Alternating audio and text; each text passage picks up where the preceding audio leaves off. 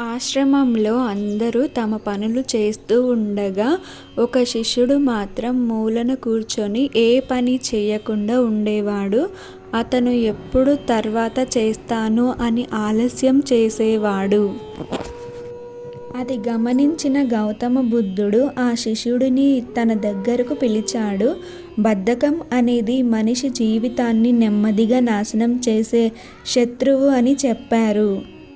ఈరోజు చేయాల్సిన పనిని రేపటికి వాయిదా వేస్తే నీ జీవితం కూడా అలాగే వెనక్కి పడిపోతుంది అని బుద్ధుడు ఉపదేశం చెప్పారు.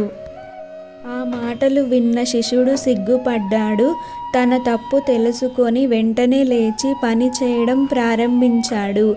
ఆ రోజు నుంచి అతను ఎప్పుడూ బద్ధకం చేయకుండా తన పనులన్నీ సమయానికి పూర్తి చేయడం మొదలుపెట్టాడు. అందుకే మనం అందరం గుర్తుంచుకోవాల్సింది, బద్ధకం మన విజయానికి పెద్ద శత్రువు.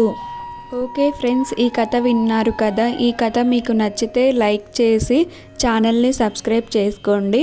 మరొక మంచి వీడియోతో మళ్ళీ కలుద్దాం. Bye friends.